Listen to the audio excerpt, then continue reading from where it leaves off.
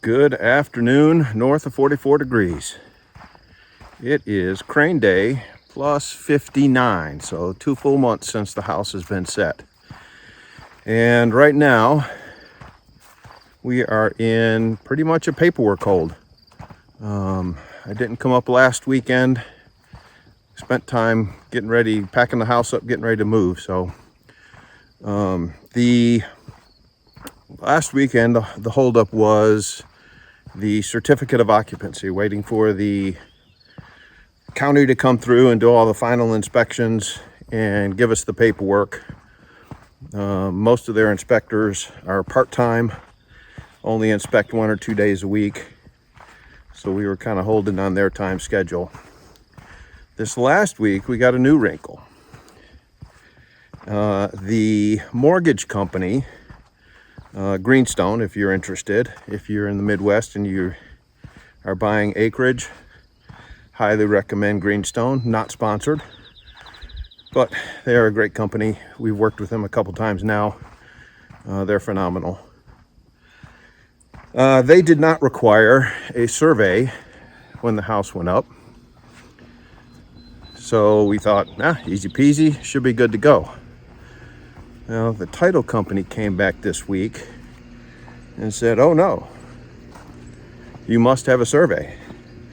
What if the builder accidentally missed your 35 acres and put the house on the neighbor's property? Not possible, but what if? So they put a full stop on everything, ordered a survey, and we are waiting. So waiting to do the final inspection with the builder, waiting to do all the final paperwork with the mortgage company. We're just waiting. So all the physical things on the house are done. It's purely a paperwork exercise at this point. So that's where we're at. Spin around here and take a peek at the beauty that is Michigan. It is dead calm here, and it is phenomenal. Expect to be moving up here in the next couple weeks, so there may be a week where I miss a video. But c'est la vie. Missing my ugly mug would not be the worst part of your day.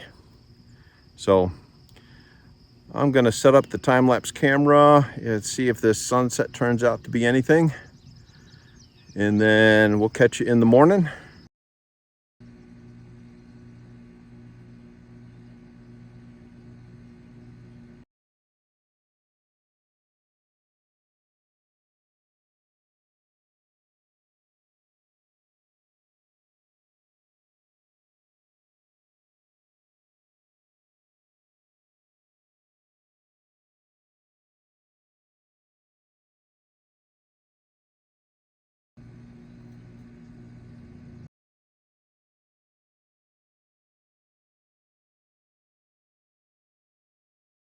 I've been asked a couple times how we ended up with the modular house.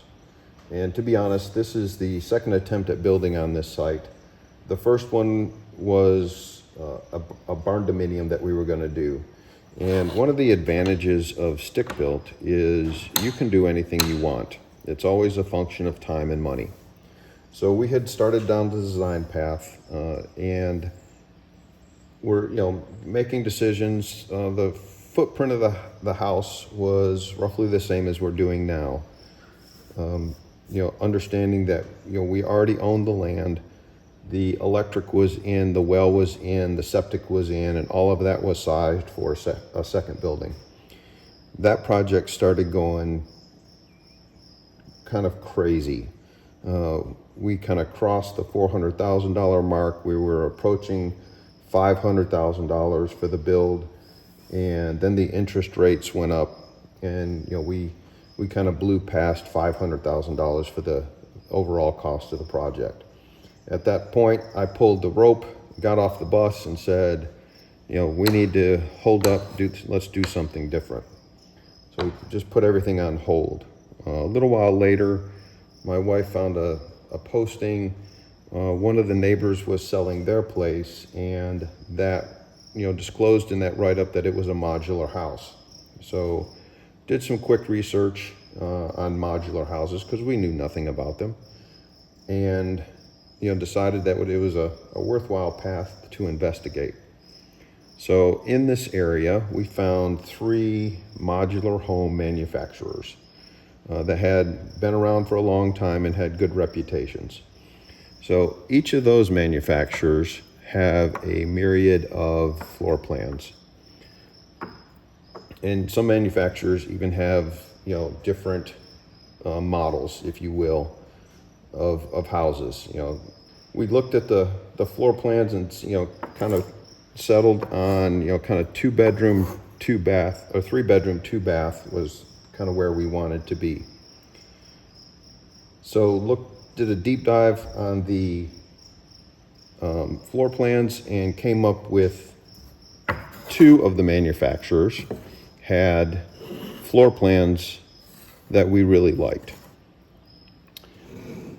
The next step was to figure out who the builders were in our area that would actually do the installation. And for this, I think we got kind of lucky because there were actually 3 builders that carried these models of homes. So we reached out to these 3 builders and said, hey, we'd like to come take a look.